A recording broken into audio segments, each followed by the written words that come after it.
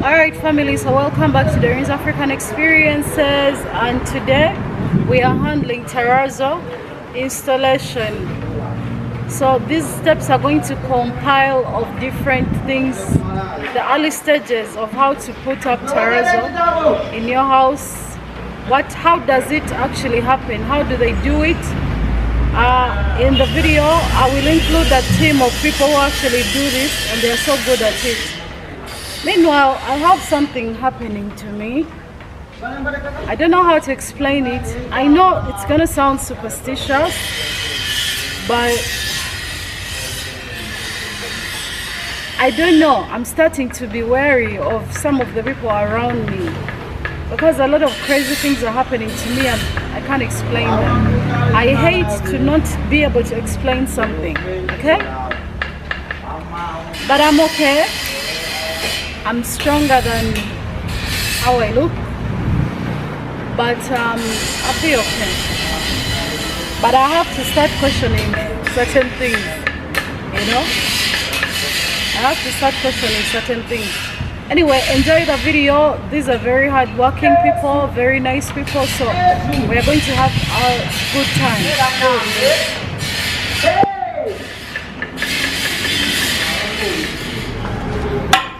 This is how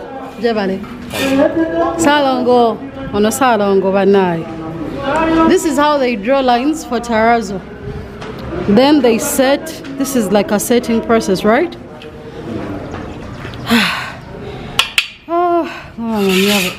Hey, I went down to Linyao. To Linyao. Casato in Yamulaini.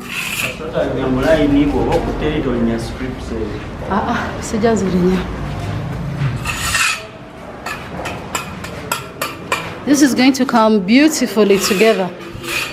Terrazzo installation. Then they put strips and line them out.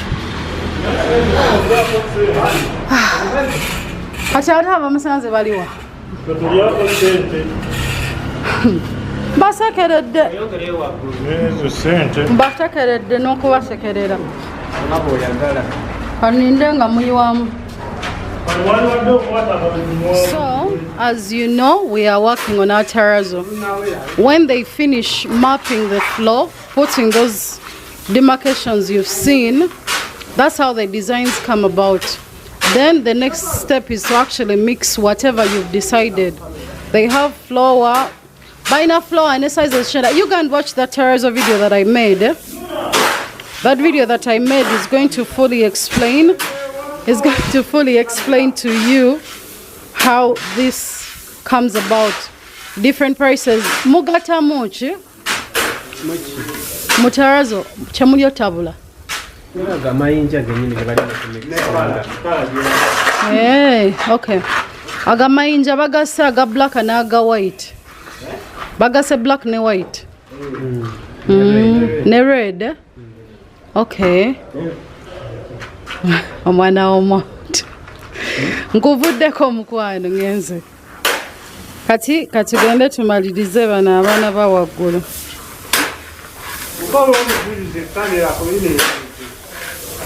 Mugulira kamera. Agenda gikozesa ki? Ebyaki? Ebyembaga? Ebyabakazi? Oba ebyomunsiko? Nze nkuba ebyomunsiko n'ebyabantu. Ebinyonyi? Empologoma? So meanwhile, those that were asking for waterproof, that's how it looks like. Mutarazo mteka waterproof. Ono waba plaster. Kati tunyonyoleko katono. Kuba kati wano mwayiyeewo. Right?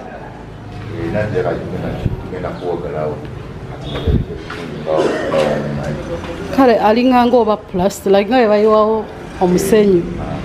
Wate wafaanana bulijjo. Sirabangako nga bamuyiwa.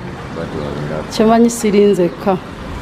Tugendeko wansi balaba wali amazzi obabuulire kyekyo. Tugenda kuwagala ddi?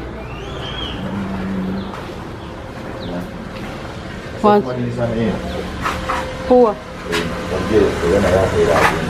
Ekika kirala Banammwe bayiye nga siriiwo nga ngenza mu kuzunga naye kati Terrazzo, that's how Terrazzo looks like nga bamaze omuyiwa. Simanyi nakumanya. I'm going to include their number. They actually do this job quite well. Wagambe tugenda wagala ddi? Mu weeks bbiri musooka mpozi fukirira mukyafukirira bagamba bamufukirira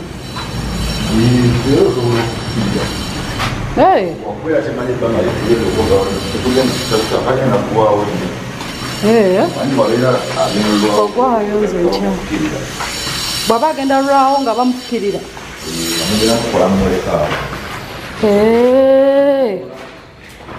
eno wakyali wabisi wali tebanayiwawo wali kibeerawo ekiti. I know. I'm sick, by the way. I'm sick. Mulinga abakayiwawo wano. Laba ekisooto omwana w'omuntu. So this is now how Terrazzo looks like when it's just been poured. Omwana w'omuntu. There. So the demarcations are actually there for design. I think they kind of come out later. I don't know what's wrong with this stupid camera. It's not giving me what I want. Simanyi nakumanya te wano bayiyewo nawo. Mugenda yiwawo. Anayi. Kamera yammwe eganye okukola munda. Ate nga walabika bulungi. Kamera. Etandise okumboola. Ate nga leero nyinyuse mangu, by the way. Enkya togwayo.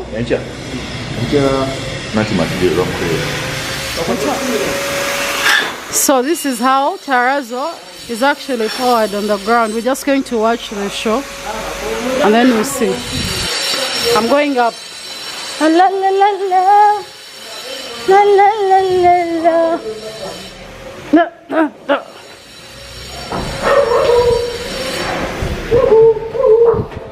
Chichi.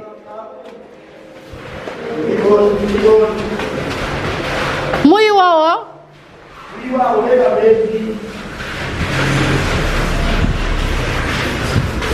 Anai. Jebale. Onkubide nga banteekako chupa. Manaato obulwadde bwakulidde ddala. Mujebaleko. Era mbadde ku mulimu. Bye bimu era.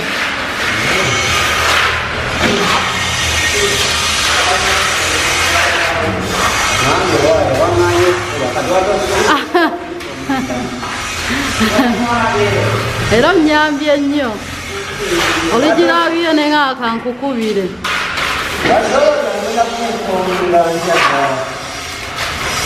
Abula baabo nnyambye webale.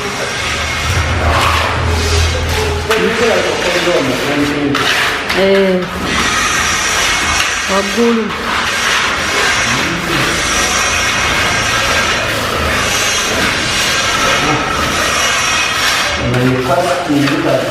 Casting. So amayinja gagenderamu ddala. Mayinja nze gali gola biri wansi kusaba sementi. Sementi yekka. Ate eyo bakolayo ki? Eyo bakola ki? Eyo. Kuli abasala. Abo basaako omuntu bwakolewo. Nabo mbaagala. Basaako omuntu. Anna. Kati era abo ndooza be baali ab'enzigi. Abo si be b'enzigi.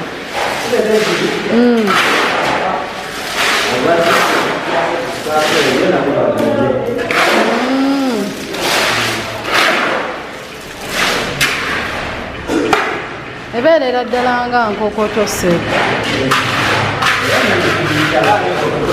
nkuviiridde ssebo.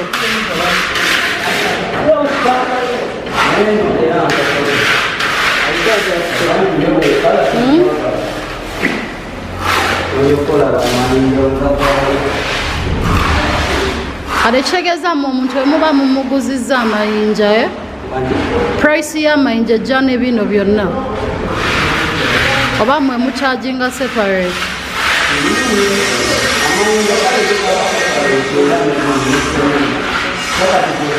Seminti of course oli yamwegulira anti ngamba wajjanga azze ku dduuka okugula Terrazzo n'omugaa nti bacharginga per square meter oba mu square meter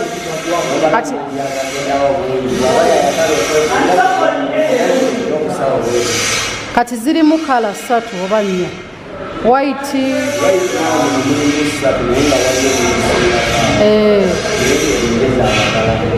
kati bwe muba mucharginze kaŋŋambe nga white jukira mulimu floor neki floor yasinga obunene medium ne small starting obugenda kuli ku bisenge nandyagadde nnyo okulaba ku bisenge engeri gye bateekako Terrazzo by the way bamuteekako bati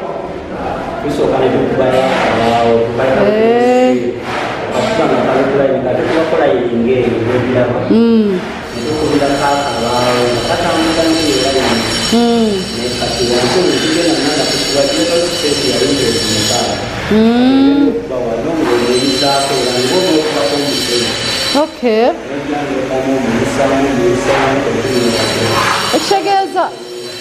Ekitegeeza Terrazzo basobola n'omuteeka ku kisenge kyonna. Akasente tekaba kangi nnyo. Kuba ndaba si kyangu.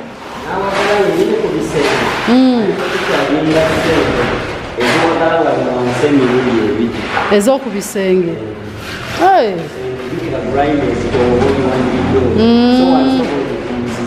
Okay. Atulinde okuwagala.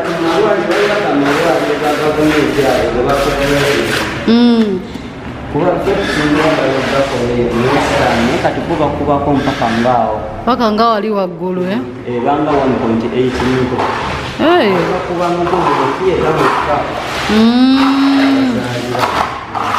Okay. Ebintu tubiraba ssebo naye kati kyembadde nsinga okwagala omumanya pricing y'amayinja gano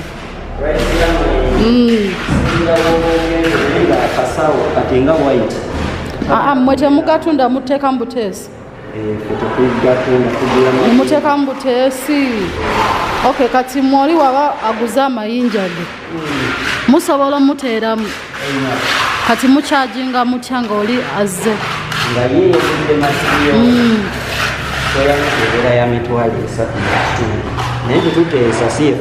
see a final decision. Okay, so these boys install Terrazzo. They don't sell it, so you can actually just buy Terrazzo for yourself and then they will install for you at a very affordable price. So they start charging you per square meter. Their square meter is around 35,000 Ugandan shillings, but it's negotiable, especially depending on the size of the job. If you have a big project, the money can be less. Ejemitwalo esatu n'ekitundu mweriisa muba mweriisa transportinga ebisigadde byonna bibye except feeding you and transporting you. Ate ebyokusula of course mba musula ku site. So basically at 35,000 shillings they transport themselves, they feed themselves. So for them that price is simple. It's simply for labor. That is on the floor. But if you want to put Terrazzo on the walls, kati oli wabayagala teeka Terrazzo ku bisenge. Akasente kaba musene nga mmeka? Mitwalo ena. Kati tuyinayo n'okuwagala Okwagala sente endala oba zijjira omwo?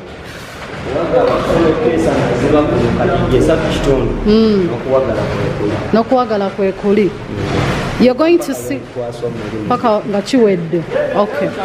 So at 35,000 shillings on the ground, that money includes filing as well. Remember, Terrazzo has to be filed. I'm going to show you all these things so that you actually understand what we are talking about. So this is how Terrazzo is actually fitted in the floors, right? This is after you've purchased your own material, then they fit for you. But after they fit for you, like this, they will cure. Then after a week or two, they will file. Filing is okuwagala in our local language, but it's more like, we'll see. I'll be showing you how these things actually come to life. How this that you see right now becomes the terrazzo that you see right now, the one that's ready. We are going to follow through with these gentlemen and kindly give them work, support them. I intend to shoot a supplier of terrazzo who supplies terrazzo on wholesale prices. So I intend to do that very soon. Very, very soon. We are going to work on that. Kati, now that we've seen how this actually gets done, let's wait for him to finish that cube and then we close the video. I'll be putting his number in the video inside here, right here. Now you understand how this actually comes to life. Okay? Angendeko neno ndabe bibatekayo. Baba no. You see that? They dry mix from somewhere else and then they measure and bring the material here and then they add water according to what they're doing.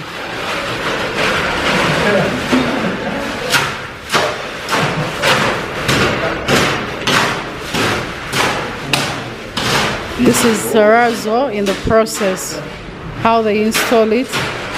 This is exactly how they do it.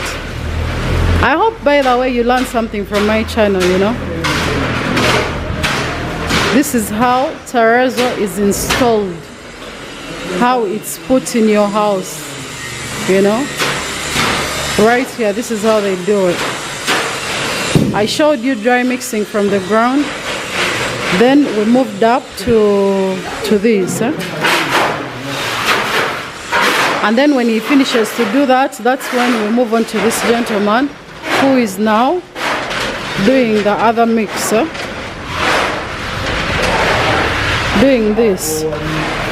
Sharing labor. This is a big company. There are many boys. Men actually, they are not boys. Forgive my tongue. There are many of them in this company because this is a flat, it's an apartment, it's very big. So they can take on any work, any size of work. You shouldn't worry about that. Hey, content yoloza tawedde. Nze ngamba content yawedde. Mukama wange.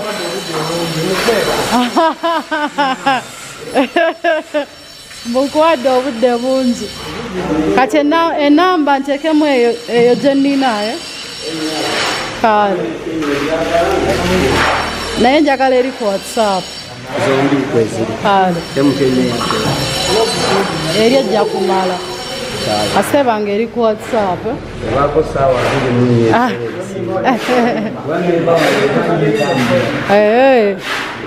Kale sebo. Mwebale kangende ndabe nga nkola ebirala. Tujja kukwasaganya ebirala mu maaso.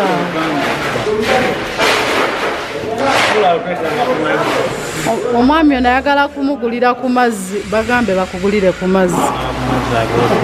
Amazzi g'okunywa. Ga sente nga mmeka? Katoni nga nnya za sente mmeka?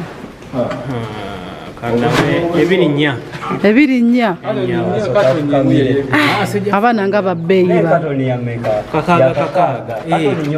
Ebiri nnya. Ogenda kunywa leero lwokka. Naye bakama bange mwebale kulaba DOREEN'S African Experiences. abaana kambagulire ekitundu kya katono ndi mwavu nange ndi mulwadde ate mwaba alimpadde mugenda funa abakasitoma wano munampa ku sente sijja bawera ku kamera kanjijjeko